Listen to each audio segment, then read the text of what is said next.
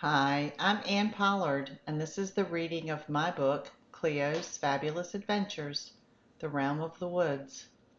Chapter 11, Israfel the Iguana. Bacchus and Cleo walked to the edge of the forest. As they emerged, they entered into a lush tropical rainforest. The temperature rose dramatically as they entered into this hot, moist place. It was vibrant with all shades of green, and there was a light rain falling. The tree canopy was amazing. It was thick with giant trees whose canopies were so large they mostly blocked out the sun. There were thick, long vines that hung from almost every tree. Under the large trees was an endless variety of vines, ferns, small trees, and palms. They walked across earth that was covered in wet leaves and decaying material. It had a pungent smell of earthy, moist soil that hung in the air. But instead of smelling like decay, it actually smelled of new life. The flowers spread through the ferns and palms, and with the background of green, their colors popped everywhere. There was yellow and purple, pink, orange, and red, and they were all so unique in shape and size. The sound saturated the rainforest with a cacophony of insects, frogs, birds, and rain. And even though the place was heavy with sound, it was a soothing rhythm of life. It reminded Cleo of her trip to Central America years ago. Bacchus took a deep breath to soak in the magnificence of this beautiful place.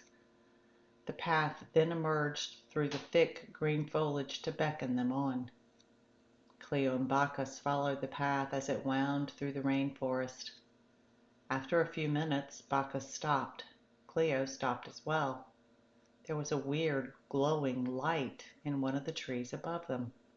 Cleo could not imagine what this was. They remained still as the light began to move. It worked its way down through the trees and onto the rainforest floor. It was a glowing orb floating to earth.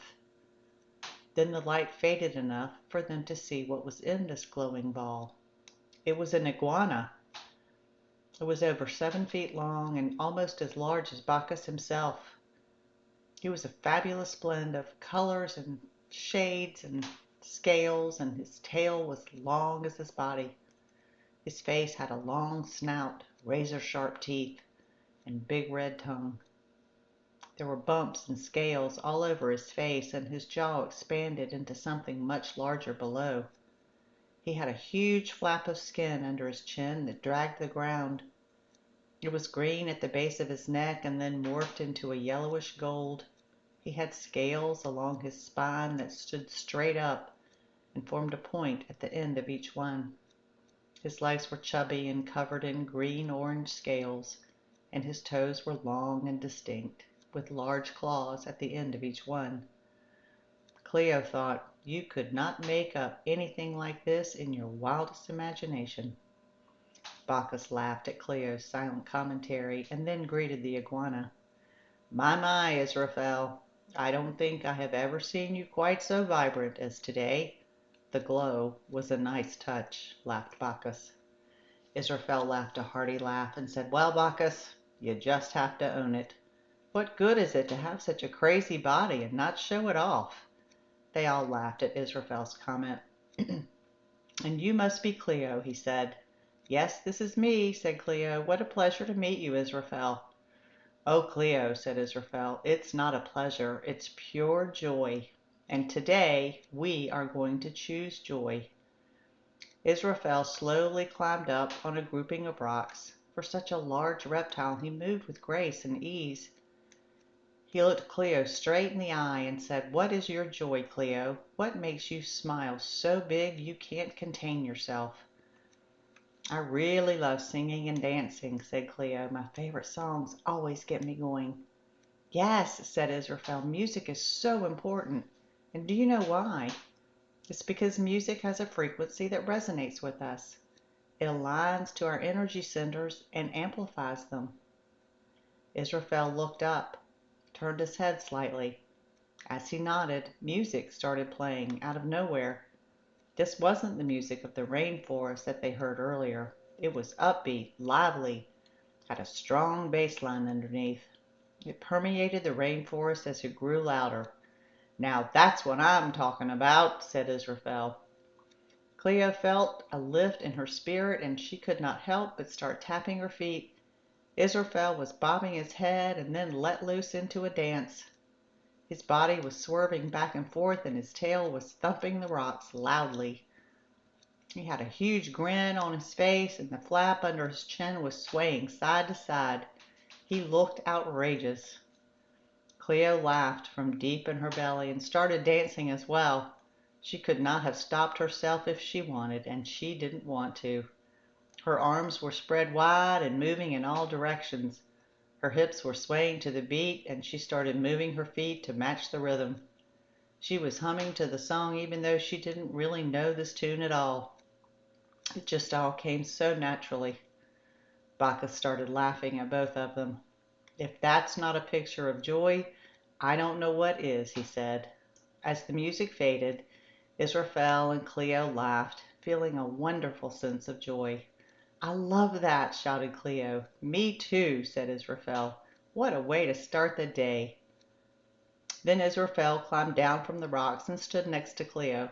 "Cleo, can I please ask you to scratch me right behind the ears?" Cleo laughed again and said, "Sure." She reached over to give him a scratch. As she did, a big layer of skin fell away from Israfel's body. "Oh!" shouted Cleo. "I'm so sorry. Did I do that?" Israfel let out a wonderful sigh and said, "Yes, thank you. That's been itching for some time, and I could never get to it.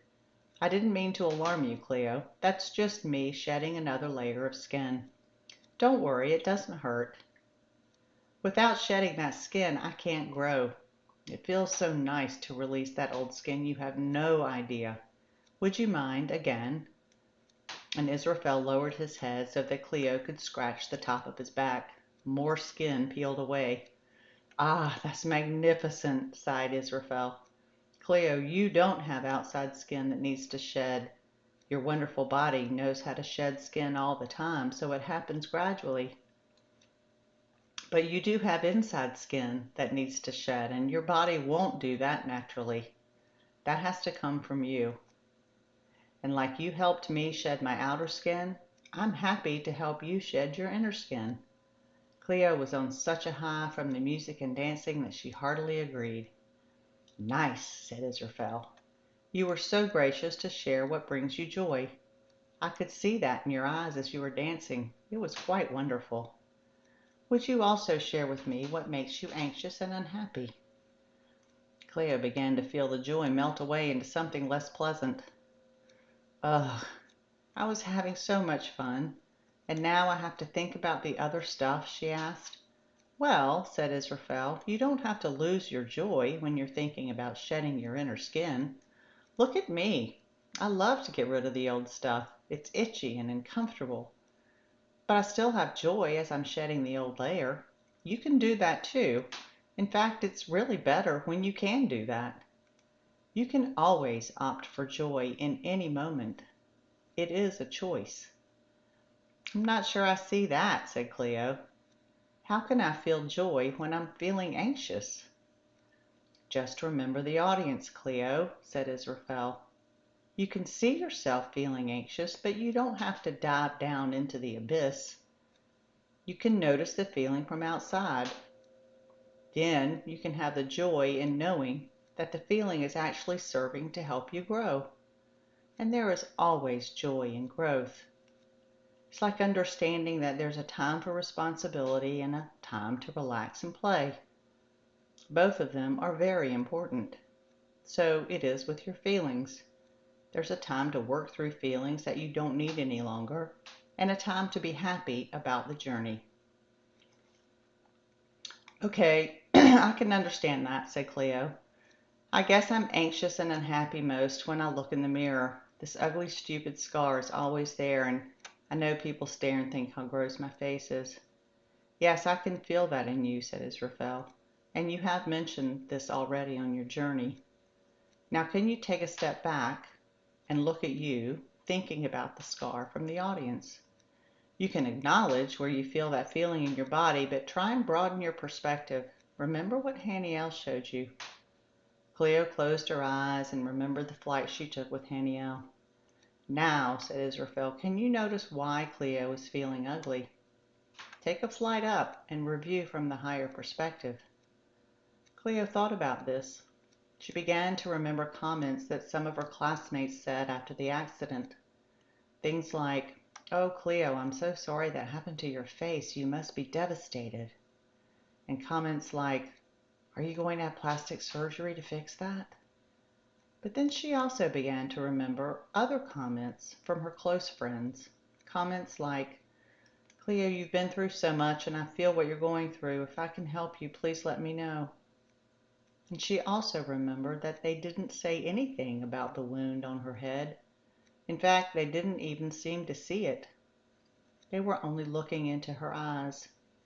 And as she remembered those comments, she felt like she shed a layer of skin. Bacchus smiled. "You see, Cleo," said Israfel, "everyone has their own journey to experience, and sometimes that negativity can seem like it's directed at you. You can blame others for not being kind, but they really are your mirror.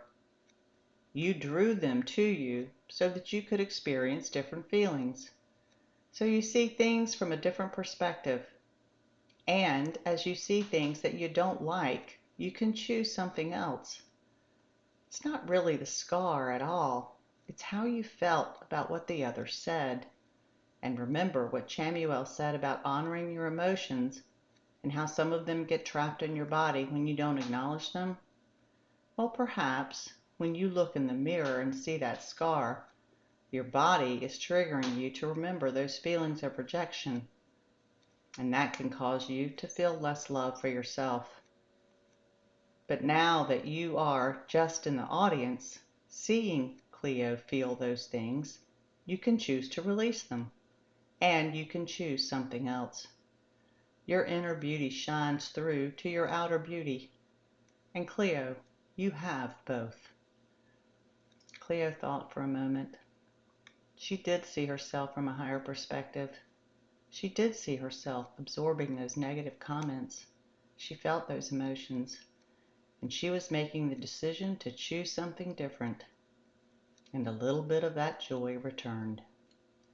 Israfel continued, "I can also be your mirror, Cleo. I mean, look at me. If I had scars, which I do, you couldn't see them through this glorious body of mine. I may look crazy ugly to some people, but really, I am the most beautiful thing I could ever think of. And the greatest part of this wonderful adventure is that it doesn't really matter to me what others think. It only matters what I think, because this is my reality and my world. And nothing brings me more joy than me." Cleo couldn't help but laugh. "So sing your songs, dance like there's no one looking. Enjoy every precious moment of this outrageous adventure. It is all meant to be fun after all, so don't take things too seriously. Keep your focus on what you love. That is the key to joy. And remember, Cleo, we are all here for you always, in every moment. You only need to ask for our help, and we will be there." Israfel turned to Bacchus and with a big smile said, "Keep it real, Bacchus." Then he climbed up the tree and was again immersed in a golden glow. Cleo looked over at Bacchus and said, "That was really funny. He's quite a unique character." Bacchus laughed in agreement. Then he said, "Cleo, tell me how this compares to the rainforest that you visited in Central America, the trip you were thinking about earlier." "Oh, it's a lot like that place. That trip was so cool, except the travel was awful. We had to fly there, of course, and had to make a connection at the airport. It was horrible. The plane was late, so we missed the connection. We had to wait for hours in an airport with nothing to do but stare at the walls. Then the flight down was crowded. The air turbulence was so bad. People started getting really scared and upset. It was all pretty miserable." "Said Bacchus. Cleo, can you take a step back again? And this time, look at what you just told me about your trip. What? Said Cleo. I just told you how horrible the traveling was to get there. Bacchus nodded. And yet, he said, the trip itself was really grand, right? Oh, yes, said Cleo. It was one of the most amazing places I've ever been. Bacchus nodded again and said, so can you explain why the part of the trip you spoke about most was the most unpleasant part? Oh, wow, said Cleo. Did I just do that? I did, didn't I? Why would I do that?